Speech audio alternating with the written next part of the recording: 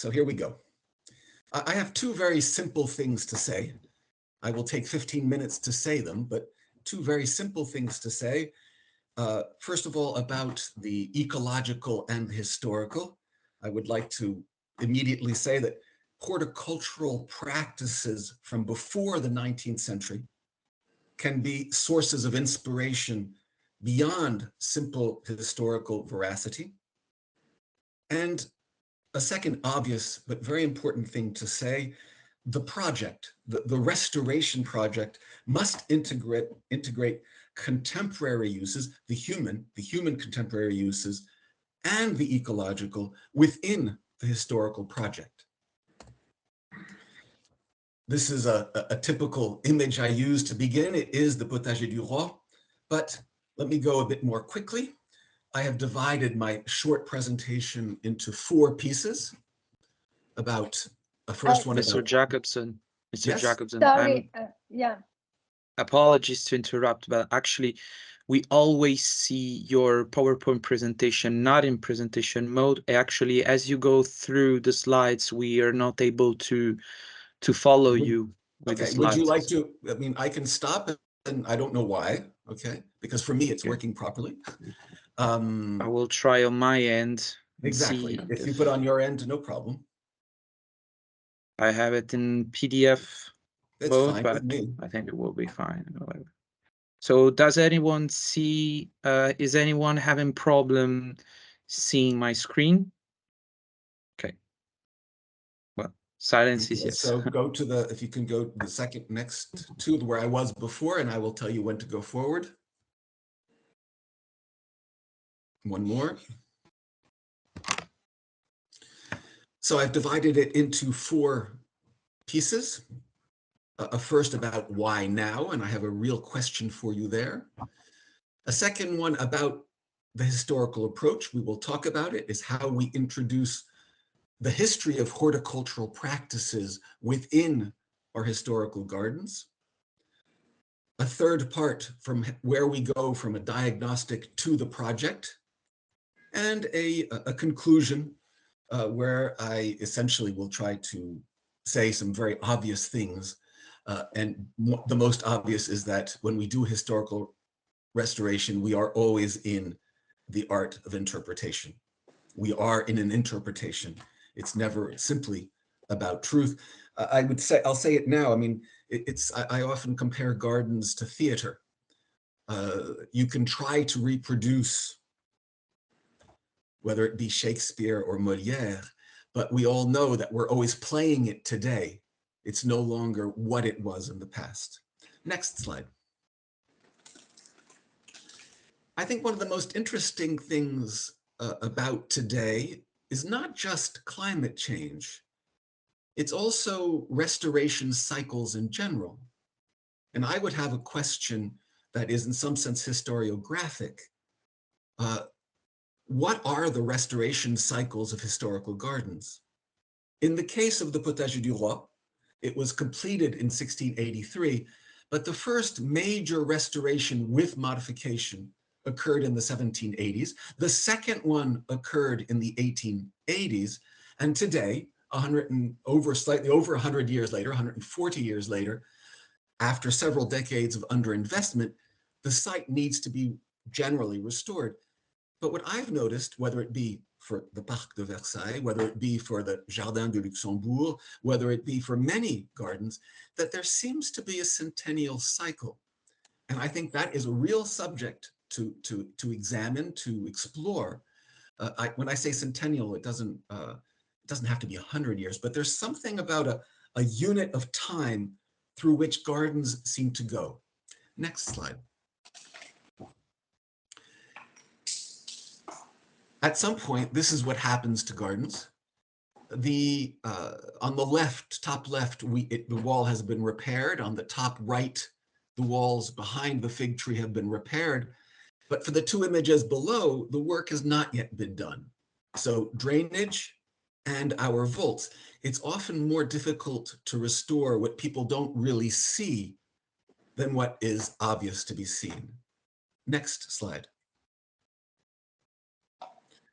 In terms of a historical approach, and I think this is also true, again, this is the lessons in some sense from the Potager du Roi.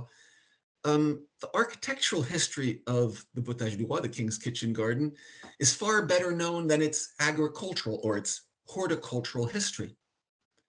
Until the 1960s, we really don't know exactly what was cultivated and where. We have some lists, but we don't really know how it was réparti, how it was distributed in the garden.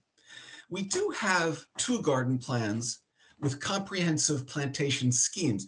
We don't know what is in each place, but we do know whether it's a tree or whether a woody plant or whether it's an herbaceous plant. And I have tried to color code these two maps, these 2 garden plans. Next slide, please. So this was the first slide I showed you, and now this is a colored version. And what I think is, what jumps to my eyes, ce qui me saute aux yeux, orange is herbaceous, brown is woody. There are other forms of herbaceous, but the orange that is herbaceous is generally, how to say this, edible, comestible.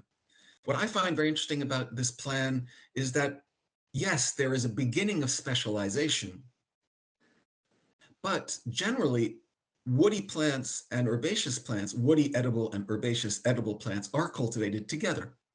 They're not really separate. Fruits and vegetables are cultivated in the same general areas. There is a small light green space to the lower right where there were flowers. So that was part of the garden, but in a very specific space. Next slide.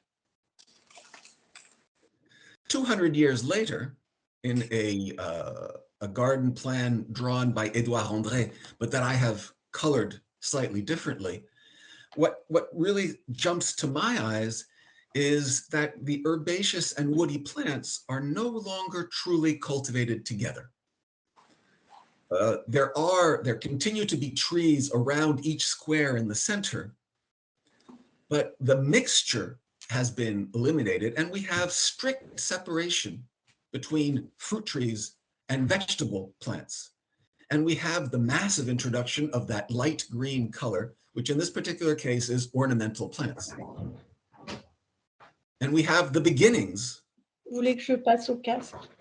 And we have the beginnings of the presence of gazon, of grass. Ah merde. Next slide, please.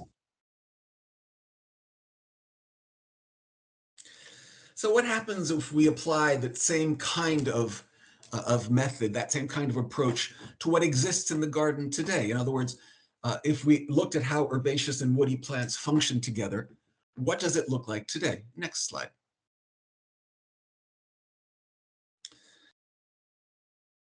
Okay, 2018, not 2023, but it's still more or less today.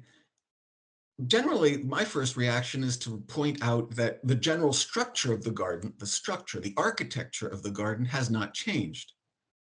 But the way plants, or which plants are being cultivated, has massively changed. And in particular, we have grassed over, we have put in, lawns is not the correct word, let's say a certain kind of prairie is now present in much of the garden. So that the garden has become a lot less mineral. We still draw the garden, we still draw the lines in the garden through a certain kind of minerality on our alleys and pathways, but the general structure of the garden is no longer directed by empty, non-plant pathways. The brown of the trees is probably less present for you, but that's in part a question of representation, in the sense that we have been, this map that we've done today is more honest or more directly what the imprint or the space occupied by our trees, that I remind you are mostly espalier or contre-espalier, and therefore not in 3 dimensions. They don't occupy that much space to the soil. How can we think of the future? How can we put from this diagnostic of today, how can we compare it to the past? Next slide. Well, what do we imagine for 2038? Because in some sense, that's what we are really trying to talk about. 2038, 2050. The date isn't all that important. It's the direction we're going to. Is it a simple, or are we, how to say, are we going to be specific to a specific time period? How are we going to construct our palimpsest of the different moments of the garden? So the map, the garden plan on the lower right-hand side, in some sense, tries to integrate the three you have seen. We don't ignore the immediate past, but we do try to integrate and maintain some of the introductions of the late 19th century.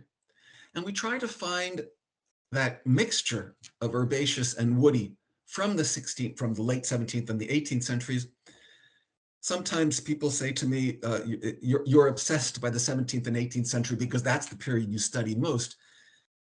I would, in some sense, try to insist that's not the case. I've as much worked on contemporary society or contemporary gardening practices as those of the 17th and 18th century. But what I do conclude from my studies is that there's a greater resilience in the way gardens were cultivated in the 17th and 18th centuries than the way they were cultivated at the end of the 19th and much of the 20th century. And it's that resilience that interests me. Next slide.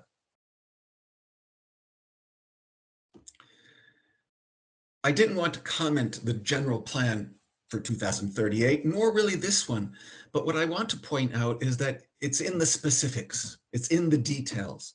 Today, I'm only giving a general talk, but there should be, when we go into the central square of the 16 squares, we should be able to point out that we have at least four, we actually have more, but 4 general systems of cultivation just in the central square that try to take into account the different projects, the different needs, the different histories, and the visitor experience of the space.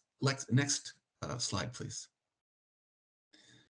If there's one slide I would like you to take away from this presentation, it's this one.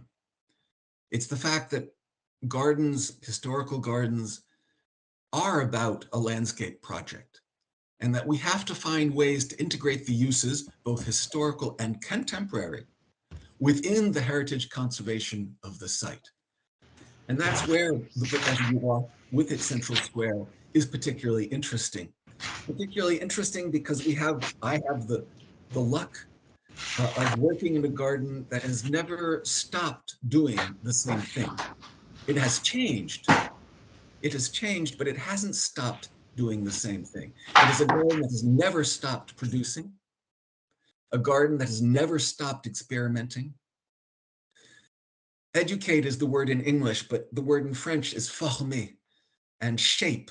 And that's it's the double entendre, the double meaning of educate. Educate our trees because of the espalier contre espalier, but also educate the gardeners and our visitors, because that is exactly what La Cantini, the creator of the garden in the 17th century, said. What he was doing was educating, former, the gardeners for his country. Today, we have a new word that we add to those three, which is transmit, la transmission. It is the heritage aspect of our site. Next slide. How do we do this? These are the questions we all ask. And I think that what I put here in these 4 points could be shared almost everywhere, except perhaps for the last one. We all have a responsibility to conserve and share the unique atmosphere and history of the gardens we work in. We all have a responsibility to conserve and share to what point these heritage sites, these gardens, are living. And that's why it's about interpretation, because they are alive, they're not fixed. In our particular context, we all are exploring environmental issues, and we are all searching for ways of living well and eating well. In my case, in the kitchen garden, it's obvious eating well, but it's all about living well all over the world. The specific aspect of the Potager du Roi is that from a school for gardeners, a productive garden that was also a school for gardeners in the 17th, 18th century, Since the end of the 18th century, it has received a series of different schools, and today the responsibility for this garden is that of l'École Nationale Supérieure de Paysage, the National School of Landscape Architecture, that has a role in promoting the role of landscape architects, and more generally, the value of landscape in our societies. And I think that is a basic, fundamental issue for all kitchen gardens, of course, but for all historical gardens. What is landscape? What are these spaces within our societies? Next slide, please. To conclude, in the particular case of the kitchen garden of Versailles, the Potager du Roi, these are what we're looking for. This is what we, in some sense, think we are, beyond producing, experimenting, educating. We are a campus, a space, an edible landscape, but that includes spaces for teaching, for workshops, for exhibitions, for events. And I have to insist, because this is very important to me, although the Potager du Roi is a working garden, although it's a useful space, there has to be some fun in it. The Potager du Roi is a productive urban farm with an agroecological approach that practices the co-cultivation of fruits and vegetables. Some people might want to call that agroforestry. I'm not sure that growing fruit trees is forestry, so let's call it the co-cultivation of fruits and vegetables, and showing how these techniques have changed over time, because that's what we're choosing from. We are inventing our future, but we are choosing what we're doing in historical spaces from what was before. And in that sense, as many of our gardens, Potager du Roi is a microcosm, oh, I should have taken off that E, and a mirror of our society. Next slide. I wanted to remind you where we come from. Next slide. The title, Preparing Historical Gardens for the Future, learning from the Potager du Roi, it's okay. And thank you for your attention. I hope I respected my time limit.